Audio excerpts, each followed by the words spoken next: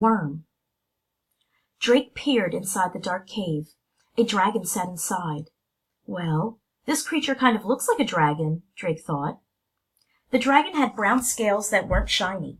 He had 2 tiny wings.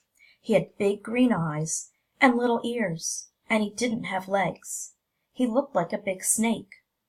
The only dragon-like thing about him seemed to be his long snout. Drake stepped up to the wood bars. "Hi, dragon, I'm Drake." The dragon didn't move. "Put on the stone," Griffith said. Drake slipped the tiny green stone around his neck. He felt a tingly feeling all over his body. Right away, the dragon lifted his head. He stared at Drake with his big green eyes. Drake felt a strange chill. Griffith stepped forward. "You must name your dragon," he said. Rory piped up. "Good luck naming him. He looks boring." "How about Noodlehead?" Anna asked with a giggle. Bo shook his head. "No, this dragon needs a good name." Drake looked carefully at the dragon. He looked at his long, brown body. "Worm," he said. "His name is Worm." "That is a good name for an earth dragon," said Griffith, opening the gate. "Now, Drake, ask Worm to follow you."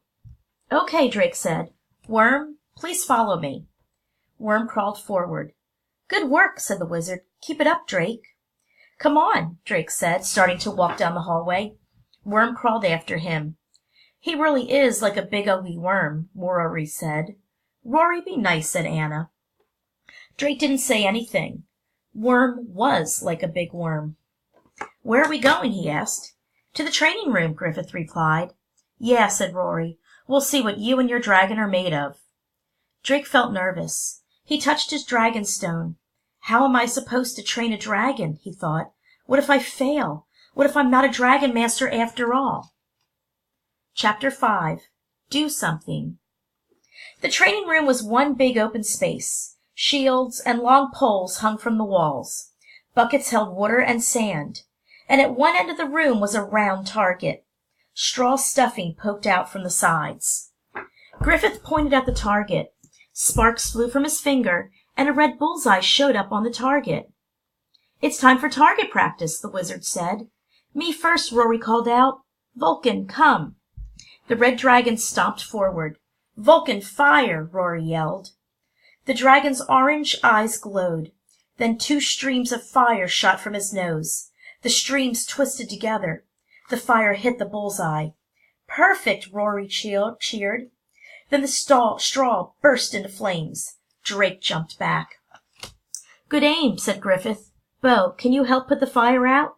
"Yes," said Bo. He looked at his dragon. "Shoo," he said simply. He didn't yell like Rory. Shoo swiftly crossed the room. Did her feet even touch the ground? Wondered Drake. "Water, please, Shoo," Bo said. A stream of water sprayed out of the blue dragon's mouth. The fire sizzled. Water droplets danced in the air, lit up by the torches. "Khepri, rainbow time," Anna cried. Khepri glided across the room. Drake thought her white scales looked like jewels. A soft beam of light came out of Khepri's mouth. It grew wider and wider. When it hit the water droplets, it made a rainbow. "Wow," Drake said. "Isn't she amazing?" asked Boo. Anna smiled. Rory put her hands on her hips. "Now, let's see what Worm can do," she said. Drake felt nervous. He looked at Worm. Worm, are you ready?" Drake asked. Worm stared back at him. "I guess that means yes," thought Drake. "Okay, Worm, fire." Drake jumped back in case fire came out of Worm's mouth. But Worm just lay there. "Not all dragons can shoot fire," said Bo. Drake nodded. "Right. Okay, Worm. Water." But Worm didn't shoot water. "Ha!" Rory laughed. "I knew it. Worm can't do anything." Drake's cheeks grew hot with anger. "He's just warming up," he said. "Come on, Worm. Shoot light out of your mouth." Still nothing. "You call that a dragon?" Rory said. "Please, Worm," Drake whispered to his dragon. "Do something." Worm just blinked. "Don't worry, Drake. Getting to know your dragon takes time," Griffith said. "Target practice is over today. Let's go eat." Bo grabbed Drake's elbow. "I hope you're hungry, Drake. The Dragon Masters get as much food as we want, said Bo. Drake was hungry, so this news made him feel a little better. But he had failed the training. How can I be a Dragon Master if my dragon won't do anything I ask it to, he thought. I'm only an onion farmer. I don't belong here. A new friend. There was so much food on the dining room table. Roast chicken, potatoes, carrots, bread, cheese. It was more food than Drake had ever seen in his life. Pass the potatoes, please, Drake said. Griffith pointed to the plate of potatoes. Sparks flew from his finger. As the plate floated over to Drake, he forgot all about wanting to go home. He stabbed a potato with his fork. Is every supper like this? Drake asked Bo. Bo nodded. Yes, there is always a great deal of good food, he said. But sometimes I miss my mother's soup. Is your home kingdom far away? Drake asked.